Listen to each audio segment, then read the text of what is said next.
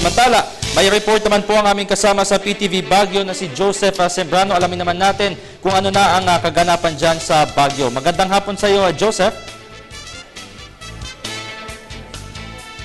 Umupa ang ulan at sa patuloy na pagganda ng panahon sa probinsya ng Cordillera, dumagsa ang mga botante sa pagboto sa kanilang presinto.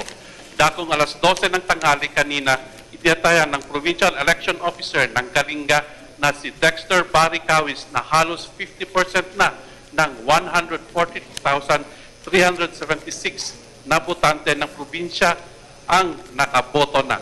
Sa Mountain Province, ayon kay Provincial Election Officer Attorney Nicasio Jacob, malamang umabot na sa 60% ng botante doon ang nakaboto na sa dakong alas 12:30 ng tanghali. Kabilang sa mga bumoto ay 16 ng Provincial District Jail. Sa naturang probinsya, inuulat ni Jacob na sa bayan ng Sagada, nagkaproblema ng memory card ng isang PCOS machine sa Kilong Elementary School.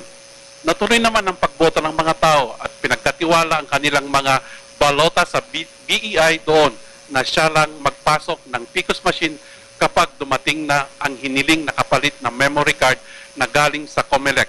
Ito ay inaasahang darating mamayang alas 6 ng gabi.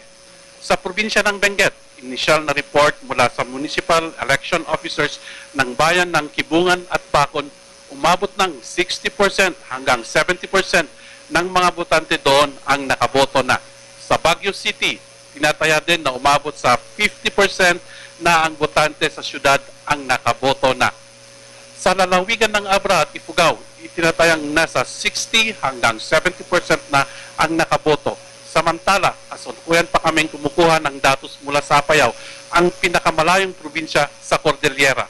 Mayroong 924,721 rehistradong botante ang Cordillera na boboto sa 1,828 na clustered precincts sa aming probinsya at 2 lungsod ng Cordillera.